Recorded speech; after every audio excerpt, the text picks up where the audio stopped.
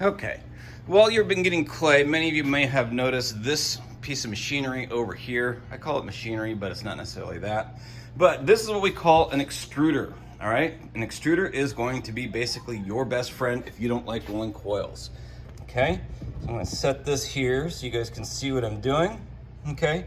Now, I've got a bunch of different pieces, all right? This is called a die, all right? And this is going to give you different size holes that are going to then make coils for you. Yes, this machine will make coils for you. This is called a selector, okay? And what we do is we place this in front of the die, and that way we can select what size we want, okay? Whether we want them big or small or however size you want, okay? This is called a chuck, okay? I don't know what the real actual technical term is for it, but that's what I call it. What I usually do is I will go ahead and just take a little piece of clay, select the size that I want. There's two small ones, two small holes right here. You can use either one of these. I'm gonna go with this one here just because it's a little bit on the even side. It's a little bit bigger than our number 2 pencil thickness that we normally would roll coils out to, but that's okay because we can use it at that size anyway.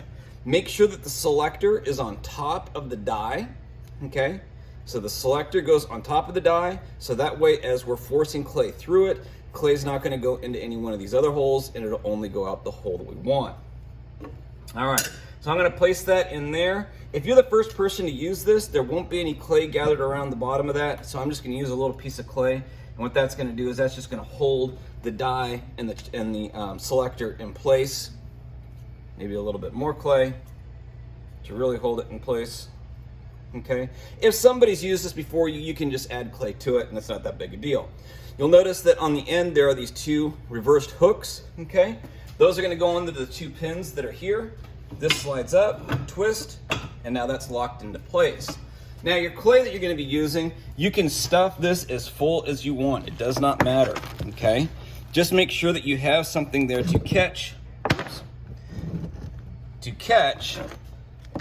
your coils as they come out, all right? So I'm just gonna start loading this up. As much clay as I can fit in there, okay? Grab a little bit more.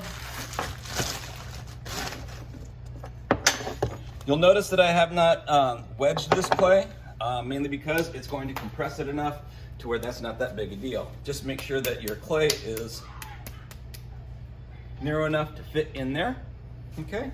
And then we're gonna grab this thing here. This is called the plunger. Be very, very careful, okay? This is metal, it's very heavy, it's kind of awkward to work with. If your hands are stuck here and your fingertips are in there, it will not stop just because your fingers are there, okay? So you gotta be careful with that.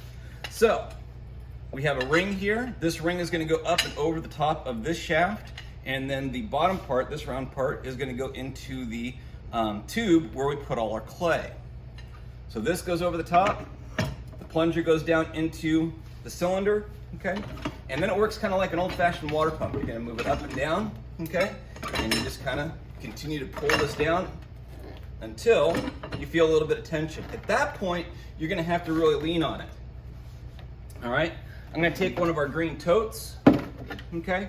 Set that down below it, and watch this. I don't know if you guys can see that, okay?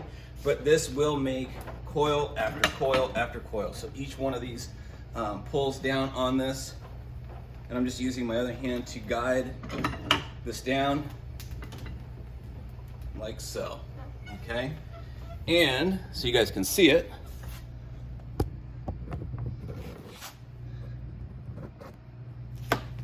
the coils just keep coming, okay? As I pull down, this just makes coils. There's some of you that are in tears of joy because you realize that now you don't ever have to roll out coils again.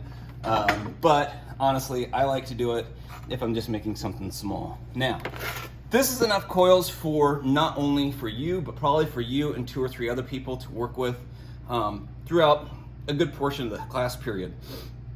So my suggestion to you is get a tub of this, bring it back to your table, share that between 2 or 3 people, and then if you need more, you can always come back and make more.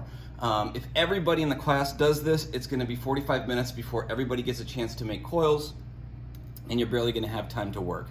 So make sure that you share with your friends and work together.